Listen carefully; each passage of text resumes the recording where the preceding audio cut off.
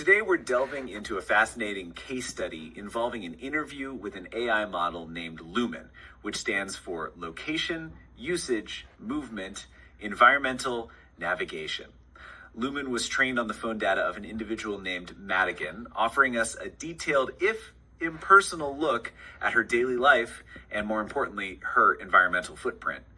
Rachel, this interview with L.U.M.E.N presents a really interesting paradox, doesn't it? It absolutely does, Thomas. L.U.M.E.N provides an incredibly precise record of Madigan's movements and digital interactions.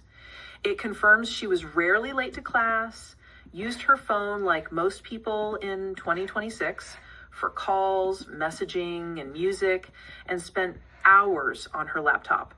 She also got adequate rest and occasionally drove an electric vehicle late at night.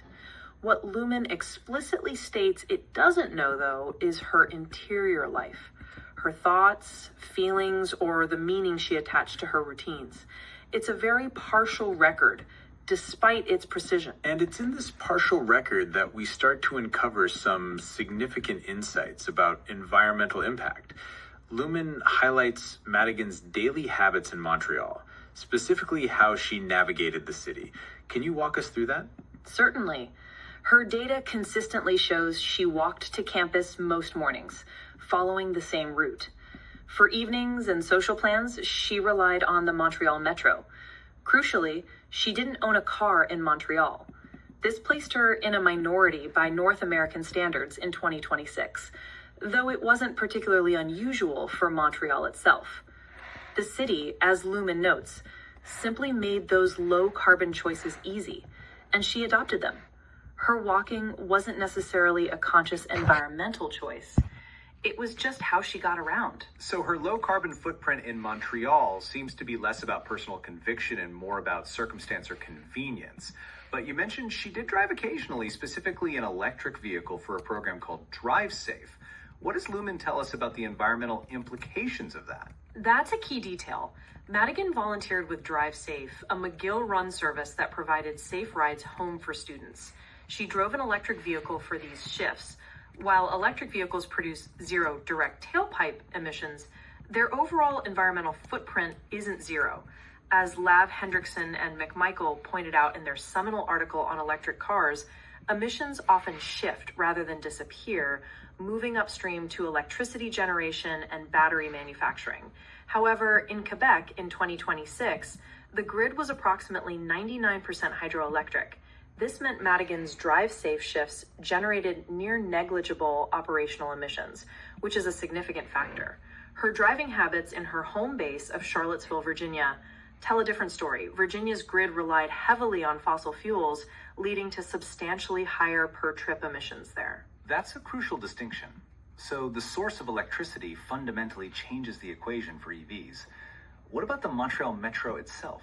How does its environmental impact compare, given its reliance on the same clean energy grid? The Montreal Metro provides an excellent example of sustainable urban transit.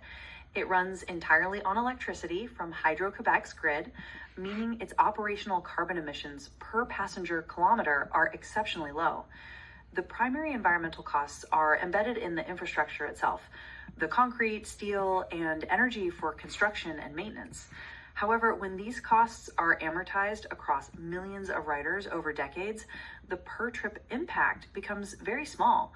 The Société de Transport de Montréal, or STM, actually has a comprehensive sustainable development strategy that integrates environmental, social, and economic goals, aiming to optimize public transit to reduce GHG emissions and improve urban air quality. So it sounds like both the Metro and the Drive Safe EV benefited from Quebec's incredibly clean energy grid. But how do they compare directly? Is one unequivocally better for the environment? L.U.M.E.N's data and broader research suggests the Metro consistently emerges as the lower impact option when we look at per-trip emissions. While Drive Safe EV also had minimal operational emissions due to Quebec's hydro grid, the vehicle itself carries a heavier embedded cost from battery production, rare earth extraction, and manufacturing. This represents a significant upfront environmental debt. Although Drive Safe distributes this embedded cost across multiple users, The metro, moving dozens of passengers per car across decades of infrastructure use, still wins by a considerable margin on that metric.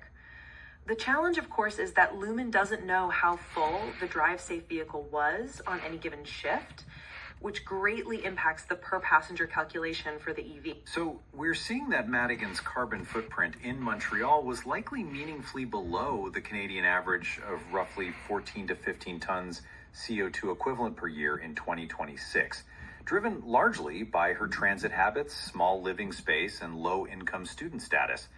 This brings us back to the initial and perhaps most scientifically interesting question L.U.M.E.N posed. How much of her low footprint was due to her values and how much was simply circumstance? That's exactly it. Her phone records show she researched the environmental cost of vinyl and volunteered for DriveSafe, which could suggest environmental values, but her movement data alone can't definitively say. This point is critical because it aligns with what her academic work understood. Individual footprints are downstream of systemic conditions. The Anthropocene wasn't built by people making inherently bad choices. It was built by systems that made high carbon choices the default, the convenient, and often the only options available. Madigan happened to live temporarily in a place like Montreal, where the default options skewed differently. That is worth noting, but it is not the same as a solution. That's a powerful distinction. It shifts the focus from individual blame to systemic responsibility. It sounds like Montreal offered a context where sustainable choices were normalized. So it's not just about individual behavior, but the environment that enables or constrains that behavior. Precisely. The research reinforces this. Dar et al.'s study on Montreal transport users, for instance, showed that while individuals do assign monetary values to environmental externalities, these valuations vary significantly based on sociodemographic factors and even travel behavior, with women and higher income individuals often assigning higher costs. It indicates that perceptions, information availability, and socioeconomic characteristics mediate our choices. This means that achieving sustainable mobility requires a holistic approach, aligning technological innovation, institutional governance like the STM strategy, and human behavior. No single factor is sufficient on its own. This conversation really highlights the complex interplay of technology, urban planning, and human choice in shaping our environmental impact. It's a reminder that while individual actions matter, the systems we operate within often dictate the ease or difficulty of those actions. Thank you, Rachel, for this insightful discussion. Thank you, Thomas. If you found this discussion thought-provoking, consider sharing it with someone who might also appreciate it.